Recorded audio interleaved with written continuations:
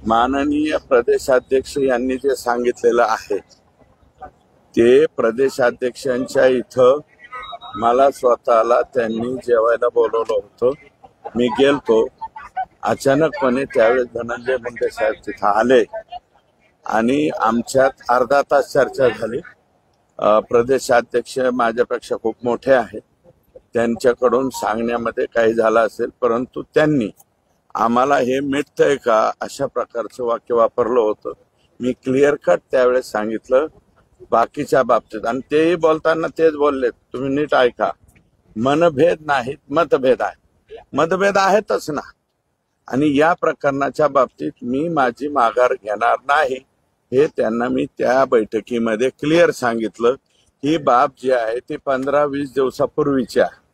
आणि मी जे परवा भेटायला गेलो त्यांना, हे बघा, एखाद्या माणसाला रात्रीच्याला कुठेतरी म्हणजे हॉस्पिटलमध्ये ऍडमिट केलंय आणि पुन्हा माघारी आणलंय म्हणल्याच्या नंतर आपली संस्कृती आहे, त्या संस्कृतीप्रमाणे मी त्यांना भेटायला भेटलो. याच्या व्यतिरिक्त आमच्यामध्ये कुठलीही चर्चा नाही. आणि तिथून परत आल्याच्या नंतर म्हणजे परवा रात्री भेटलो. काल मी आणखी एक काम केलंय की जे 73 कोटी रुपयाचा घोटाळा, बोगस बिलं काढली, त्याचं पत्र मला अजितदादा म्हणले होते की याचं पत्र द्या, तर ते पत्र मी कालपर्यंत दिलं नव्हतं. काल दुपारी ते 3 वाजता त्यांच्या हातात पत्र पडलं. मी नव्हतो गेलो. माझा एक सहकारी मी दादांकडे पाठवलं तर ते दिलं. आणि काल मी स्वतः कृषी कार्यालयात गेलो होतो. कृषी आयुक्त, साखर आयुक्ताच्या कार्यालयात रफिक नाईकवाडी म्हणून तिथं हे आहे, त्यांच्याकडून कृषी विभागामध्ये जो घोटाळा झालेला आहे त्याचं 4,500 पानाचा कागदपत्र मी काल घेतली. मग जर आमच्यात वेगळं काय असतं तर मी कशाला कागदपत्र घेतली असती. आणि माझं म्हणणं असं आहे की बाबा ह्याच्यामध्ये कुठेही गैरसमज हे करू नका. आज सकाळपासून सुद्धा 2दा-3दा धनंजय देशमुख, त्यांचे मेहुणे यांच्याशी मी बोललोय. आणि आता मला असं कळालं की धनंजयनी सुद्धा प्रतिक्रिया दिलेली. भेट जरी झाली तरी लढ्याच्या बाबतीमध्ये मी 100% संतोष देशमुख यांच्या बरोबरच आहे, आज राहील आणि या लोकांना फाशी जाईपर्यंत सुद्धा राहील. काय अजिबात नाही. मनोज दादा आमचं दैवत आहे. काही गडबडीत काही बोलले असतील, मी त्यांच्याशी सुद्धा बोलून घेईल बरं का. आता धनंजय मुंडे साहेब काय बोलतात ते त्यांची त्यांना माहिती बरं का. मला काही बोलायचं नाही. पण मी मात्र फक्त आणि फक्त त्यांची विचारपूस करायला गेलतो. विचारपूस करायला जाणं याच्यामध्ये गैर काय आहे असं नाही.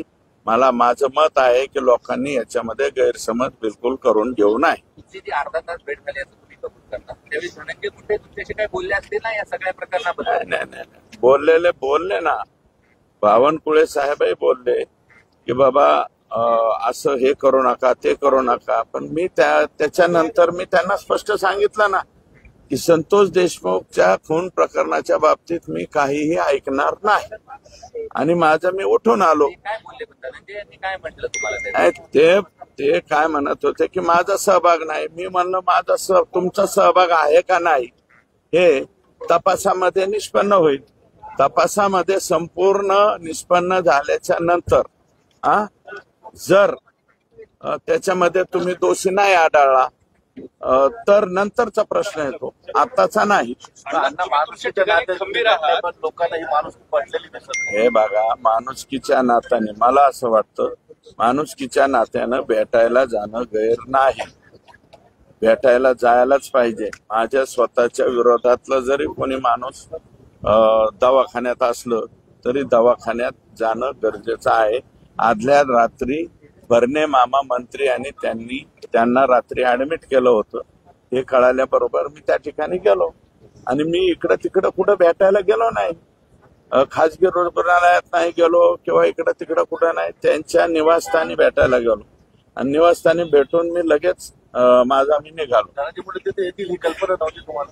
नाही, कुठं दोन गोष्टी एकत्र करताय तुम्ही. दोन गोष्टी एकत्र करतायत. 15-20 दिवसापूर्वीची ती घटना आहे. बावनकुळे साहेबांच्या निवासस्थानी मला त्यांनी जेवायला बोलवलं होतं, मी तिथे गेलतो. नंतर धनंजय मुंडे साहेब पाठीमागून आले आणि बावनकुळे साहेब एवढंच म्हणाले की तुमच्यात मनभेद आहेत का मतभेद आहेत. आम्ही म्हणलं संतोष देशमुखच्या प्रकरणाच्या बाबतीत बैठक आहे का. ते म्हणले काही मिटेल का. मी म्हणलं मिटणार नाही, संपलं विषय. आता तुम्ही तुमच्या ठिकाणी खंबीर आहात, पण अशी भेट घालून घेऊन भाजप कुठंतरी धनंजय मुंडेंना फेवर नाही करते नाही का? नाही, असं नाही. एक मिनिट आहे का, योगायोगाने ते कदाचित आले असावे. त्यांच्याकडं महसूल मंत्रीपद आहे, काही कामानिमित्त आले असतील. पण समोर बोलल्याच्या नंतर, बसा म्हणल्याच्या नंतर, चहा प्यायला अगोदर जेवायला बोलवलेलं होतं, त्याच्यामुळं मी नंतर जेवलो. धनंजय मुंडे साहेब निघून गेले, मी पण निघून. बिलकुल कल्पना नव्हती मला, बिलकुल कल्पना नव्हती. आणि काल जे मी गेलोय त्यांच्या निवासस्थानी गेलोय परवा, आणि परवा भेटल्याच्या नंतर काल मी हे 2 कामं केले. याच्यावरून तुम्ही ओळखून घ्या. 173 कोटीचं त्यांच्या मतदारसंघामध्ये जे बोगस बिलं उचलण्यात आलेली आहेत त्याचं पत्र दिलंय. आणि काल मी स्वतः पुण्यामध्ये मी स्वतः साखर आयुक्त कार्यालयामध्ये बाहेर थांबलो, कारण माझा त्या प्रकरणाचा अभ्यासच झालेला नाही. त्याच्या आधीच बाईट द्यायला नको म्हणून मीडिया माझी वाट पाहत होती तिथं. तर मी माझा जो सहकार्य तो पाठवला. आणि रफिक नाईकवाडे, मी अजून त्यांना पाहिलेलं नाही, पण सूरज मांढरे हे कृषी आयुक्त आहेत, त्यांनी सांगितलं, ते दिल्लीत होते, फोन करून रफिक नाईकवाडे यांच्याकडून डॉक्युमेंट घेऊन जा. तर 4,500 ते 5,000 पानाचं डॉक्युमेंट घेऊन आलो. 2 दिवसात अभ्यास करतो आणि 2 दिवसाच्या अभ्यासाच्या नंतर त्याच्यामध्ये काय काय झालेलं आहे हे मी मांडतो. आणि तेही कोणाच्या विरोधात मांडणार आहे, तर ते धनंजय मुंडेच्याच विरोधात मांडणार आहे. आणि आणखी कोणी कृषी मंत्री त्याच्यात सहभागी आहे का ते बी मांडणार आहे. असं आहे की सामान्य माणूस, तुम्ही जे लढा लढत होता तुमच्यासोबत उभा राहिला, खंबीरपणे उभा राहिला. मात्र एकीकडे तुम्ही रस्त्यावरती लढाई करत असताना 2 वेळा भेटी घेता. 2 वेळा एक मिनिट ऐका, मी 2 वेळा भेटलेलो नाही. तर मला प्रदेशाध्यक्षांनी बोलवलं होतं, मी तिथं गेलो. ते अचानक तिथं आलते, त्यांचं काहीतरी काम असेल. आल्याच्या नंतर समोरासमोर बसा म्हणले, बसलो. ह्याच्यात काही मिटणार आहे का. मी स्पष्टपणे माझ्या प्रदेशाध्यक्षांना सांगितलं हे मिटणार नाही. आता ह्याच्या पलीकडे काय सांगायचं. जरंगे पाटील असं म्हणले की इतक्या क्रूर माणसाला तुम्ही भेटायला जाता, मग मराठ्याच्या लोकांनी कोणाकडे न्याय मागायचा. 1 मिनिट ऐका, मी काय म्हणलं, दादा आमचं दैवत आहे, त्यांचा काही गैरसमज असेल, झाला असेल, कारण क्विकली लगेच बातम्या पसरवतात. आणि माझं मत आहे की काल मी भेटायला गेलो याची सुद्धा बातमी कोणी केली. मी भेटायला गेलतो काय, माणुसकीच्या नात्याने भेटायला गेलो, माणुसकीच्या नात्याने भेटलो. माझं मी गाडीत बसलो, निघून आलो. तिथे फारसे लोक नव्हते. मग हे असले डाव जे आहेत ना, चालीबाली, मला कळत नाही. पण मी माझ्या कामावरती, माझ्या कर्मावरती ठाम आहे. मी काल तिथून निघाल्याच्या नंतर, आणि ते तुम्ही वाटल्यास अजितदादांना सुद्धा विचारा, त्यांना पत्र पोहोचलं का नाही. त्याच्यानंतर मीडियाचेच तुमचे प्रतिनिधी, काल मी डॉक्युमेंट घेऊन, मला वाटतं एका टीव्हीला बातमी सुद्धा आली की माझ्याकडे सुपूर्द झाले म्हणून. मी माझं लेखी पत्र दिलेलं आहे. आणि मला वाटतं अंजलीताई दमानिया यांनी सुद्धा हा विषय मांडला, कृषी विभागाचा, कापसाचा आणि सोयाबीनचा. पण त्यांना तेवढ्या प्रभावीपणे तो मांडता आलेला नाही. जो उर्वरित त्यांनी मांडण्याचा प्रयत्न केलाय, पण उर्वरित प्रभावीपणे मांडण्याचं काम मी आता बहुतेक उद्या परवा 2 दिवस वाचील, आणि वाचल्याच्या नंतर परवा दिवशी मांडेल तुमच्या पुढे. तुमची भेट मुद्दामून बाहेर पेरल्या गेली, विश्वासघात झाला. कोणाचा? तुमची भेट झाली की मुद्दामून बाहेर पसरवलं गेलं. तर मला माहित नाही कोणी असं केलं. हे बघा, एखाद्याच्या म्हणजे त्याला रात्रीच्याला त्यांना त्रास झालेला होता म्हणून त्यांना दवाखान्यात नेलं हे मला कळालं. भरणे मामा आणि त्यांनी दवाखान्यात नेलं हे कळालं. दवाखान्यात नेलं हे कळाल्याच्या नंतर आपलं काम आहे बाबा, काय झालं म्हणून विचारायला. मी माझं जाऊन भेटून आलो. मग आता भेटून आल्याच्या नंतर तुम्हीच जर अशा बातम्या लीक करीत असाल तर मग अवघड आहे. कोण लीक केलं? गुन्ह्यावर शंका कोणावर? मला शंका कोणावर येतं आता मला वाटतं आज नाही, ती शंका लक्षात येईल कोण कोण काय केलंय. म्हणजे ज्यांना भेटले त्यांनीच लीक केलं असं वाटतं का? नाही मी आज कोणाबद्दलच काय बोलणार नाही, परंतु लगेच मीडियामध्ये हे झालं पाहिजे, सुरेश धस लगेच ट्रोल झाला पाहिजे, अशा पद्धतीचं काहीतरी प्लॅनिंग दिसतंय असं मला वाटतं. काय तुमचं बदनाम म्हणणं? करण्याचं षडयंत्र सुरू आहे का? आणि आज कारण हे बघा, माझ्या मनामध्ये काही वेगळं असतं तर आज सकाळी सुद्धा म्हणजे काल तर मी काल कोणते 2 काम केले ते मी तुम्हाला सांगितलं. रात्री मी माझ्या गावी आलो. आज सकाळी सुद्धा धनंजयशी बोललो, धनंजयचे मेहुणे हिंडकर त्यांच्याशी सुद्धा मी बोललो आणि मला बरं वाटलंय की आता मला कळलंय की IBN 18 लोकमत का IBN लोकमतला न्यूज 18 लोकमतला धनंजय देशमुखनी बातमी स्टेटमेंट सुद्धा केलंय की जरी ते भेटलेले असले तरी सुरेश धस आमच्या बरोबर आहे आणि मी 100% संतोष देशमुखांच्या बरोबरच आहे. मी महादेव मुंडेच्या सुद्धा बरोबर आहे आणि सोमनाथ सूर्यवंशीच्या सुद्धा बरोबरच राहील. तुमचं धोरण काय आणणार तुमचं कशाचं? इथून पुढचं या सगळं? हे बघा, मी लेखी पत्र सुद्धा लिहिलेत, ते मीडियाला सुद्धा देईल उद्या परवा. तेली साहेबांना काय पत्र लिहिलंय, IG ला काय पत्र लिहिलंय आणखी, कारण आता हे मला पत्र सुद्धा व्हायरल करावं लागतील ना. दुर्दैवानं तुम्ही माझ्या बद्दल शंका उत्पन्न होईल अशा प्रकारच्या जर न्यूज काही लोक मुद्दाम करीत असतील बरं का, तर मग मला ते पत्र सुद्धा द्यावे लागतील.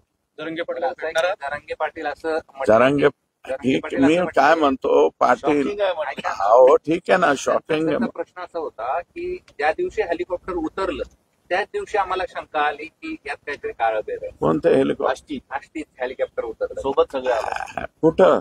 आष्टीला. म्हणजे कोण फडणवीसांचं- फडणवीस आणि पंकजा मुंडे जे आले होते. नाही हो, हे बघा, पंकजाताई ज्या त्या आल्या होत्या तिथं, त्या आम्ही त्यांना आम्ही एक सुद्धा पोस्टर, तुम्ही आलता ना मीडिया बाकीची, एका सुद्धा पोस्टरवरती आम्ही पंकजाताईंचा फोटो टाकलेला नव्हता.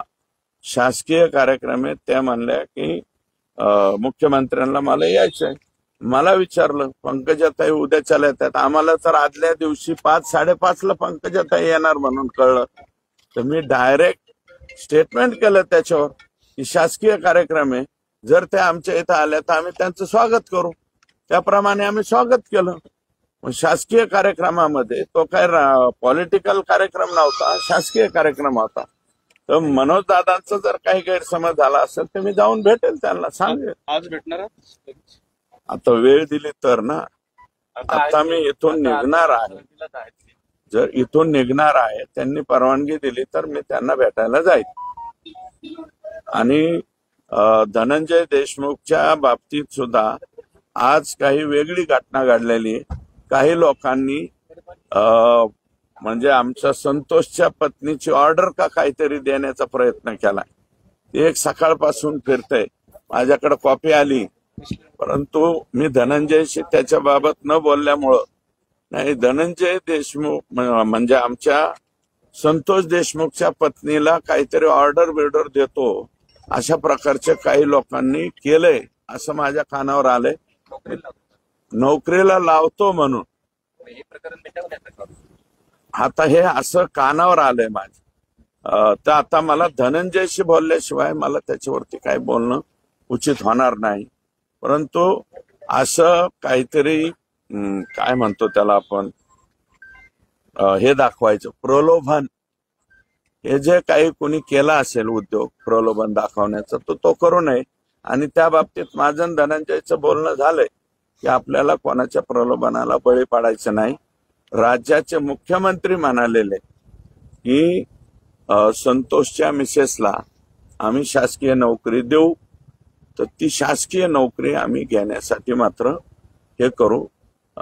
म्हणजे ते यांच्या संतोष देशमुखांच्या पत्नीच्या बाबतीतही आणि सूर्यवंशीच्या बाबतीतही त्यांनी ते स्टेटमेंट केलेलं आहे. वाकोडे साहेबांच्या मुलाच्या बाबतीतही स्टेटमेंट कोणी केलं. आम्ही